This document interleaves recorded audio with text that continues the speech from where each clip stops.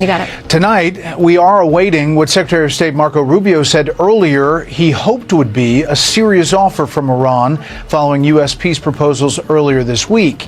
This, of course, comes as U.S. forces disable 2 additional Iranian oil tankers trying to breach the American blockade of Iranian ports amid new exchanges of fire in and around the Strait of Hormuz.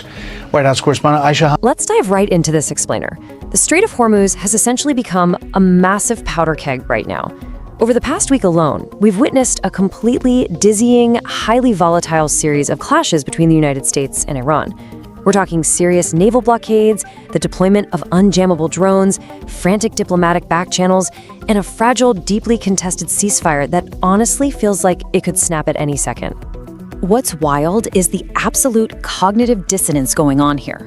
Notice how the exact same military engagements are being framed in 2 drastically different ways depending on who's talking. On one side, you've got the US administration dismissing their retaliatory strikes as a mere, quote, love tap. But then on the flip side, the Iranian perspective, broadcast to the entire world, is labeling it a, quote, reckless military adventure. That stark contrast instantly sets up the sky-high stakes we're dealing with today. So Section 1, escalation in the Strait. Let's look at the actual kinetic military clashes that defined the week. The sheer speed of this escalation is staggering. Monday kicks off with the U.S. launching Operation Project Freedom to escort commercial ships, which is immediately answered by the Islamic Revolutionary Guard Corps launching drones and missiles. By Wednesday, U.S. F-18 Super Hornets are striking empty Iranian oil tankers that are trying to break the blockade. And then Thursday is when all hell breaks loose as 3 U.S. destroyers come under heavy attack, prompting a very decisive American retaliation. Just picture that harrowing Thursday attack for a second. You have 3 guided missile destroyers, the USS Truxtun, USS Rafael Peralta, and the USS Mason. They're transiting south into the Gulf of Oman. For a grueling 500 miles through the Persian Gulf and the Strait of Hormuz, these American warships faced non-stop incoming fire from Iranian drones and missiles. It was a relentless gauntlet. The crucial point here is that the U.S. didn't just absorb that fire, they hit back to disable the threat immediately. Following the attack on the destroyers, the U.S. military launched major retaliatory airstrikes. They went after the port on Iran's Qashem Island, struck key military targets in Bandar Abbas, which is absolutely vital to Iran's oil export economy, and hit the Bandar Karun naval checkpoint. They specifically targeted the bases where these small attack boats and drone operators actually function. Now, all of this kinetic, explosive action is happening against the backdrop of a massive, grinding economic squeeze. Just think about this number, 57. That's the number of commercial vessels the U.S. Central Command has stopped from entering relieving Iranian ports to date. That number alone highlights the massive scale and the absolute effectiveness of the ongoing U.S. naval blockade in the Gulf of Oman. Moving on to Section 2, the ceasefire confusion. Let's zoom out slightly to examine the baffling diplomatic messaging happening parallel to the bombings. Because despite the warships under fire, the incoming missiles, and the F-18 strikes, the official U.S. administration stance is that the overarching ceasefire holds. You might be wondering, how does that work? Well, the Pentagon and the administration are describing the exchanges as, quote, low-level kinetics and harassing fire. They view the retaliatory strikes as strict self-defense, structurally separate from violating the broader peace parameters. But of course, the Iranians flat out reject that framing. Straight from social media, the Iranian foreign minister insists that every time diplomacy is supposedly on the table, the U.S. opts for a spoiler tactic, duping the U.S. president into another quagmire. His definitive message to the world? Iranians never bow to pressure. Yet even with all the public posturing and the literal missile fire, the back channels are quietly wide open. Vice President J.D. Vance held meetings right at the White House with the Qatari Prime Minister to discuss the ongoing Iran negotiations. So the world is essentially waiting on pins and needles right now for Iran to formally respond to the latest U.S. peace proposals. And why is the international community so deeply, incredibly invested in this one specific strip of water? The financial stakes are astronomical. The U.S. estimates that if Iran were allowed to effectively run a toll booth in the Strait of Hormuz, choking off 20% of the world's oil supply, which would instantly send prices soaring at your local gas pump, they would net an estimated $125 million every single day. That is the exact financial lifeline the U.S. is trying to sever. Which brings us to Section 3, Global Allies and Adversaries. Let's see how regional partners are reacting to this escalating chaos.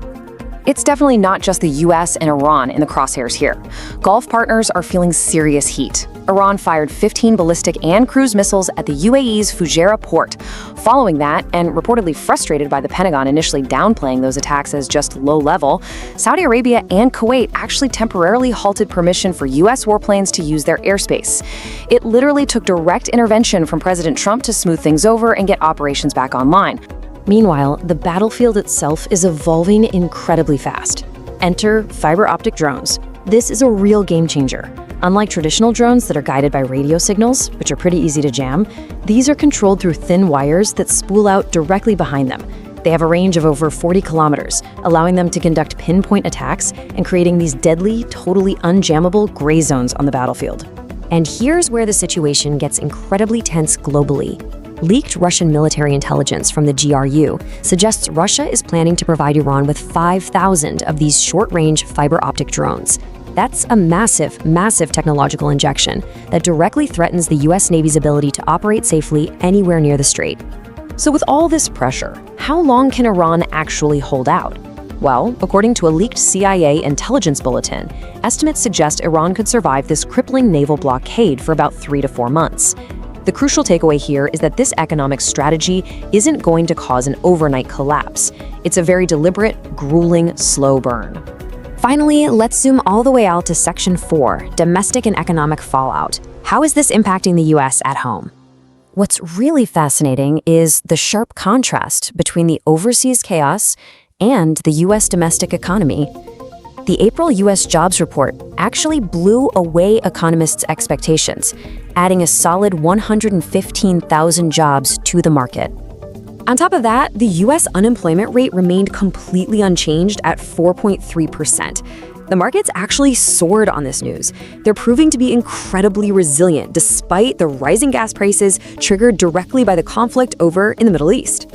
Politically, though, the narrative back home is sharply divided. The current administration frames their military actions as, quote, disciplined deterrence. Their argument is that keeping the economic and military pressure dialed all the way up is the absolute only way to finally end Iran's 47-year history of nuclear and economic blackmail, ultimately forcing them into a genuine peace deal. Meanwhile, the political opposition, including former Vice President Kamala Harris, takes a deeply critical stance.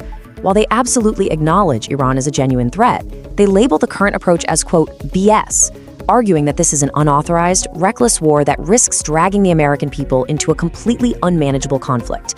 It's a very stark domestic divide in how this overarching strategy is viewed. And regarding the massive financial cost of this conflict, the US is actively offsetting the expense of these military operations by selling $25 billion in weapons back to Middle Eastern allies. It's this incredibly complex economic loop that is directly tied to the regional instability. And in a totally wild geopolitical twist happening right parallel to the Middle East tension, there was a breaking diplomatic breakthrough elsewhere. A 3-day ceasefire and a massive 1,000-person prisoner swap was just announced between Russia and Ukraine. It just goes to show how rapidly the global chessboard is shifting on multiple fronts simultaneously. Which brings us to the ultimate question. As the clock ticks down on the naval blockade, as those unjammable drones enter the theater, and as allies continuously calculate their next moves, will these so-called love taps successfully force a historic diplomatic breakthrough, or are they going to ignite an uncontrollable war in the world's most vital waterway? It's a razor-thin line right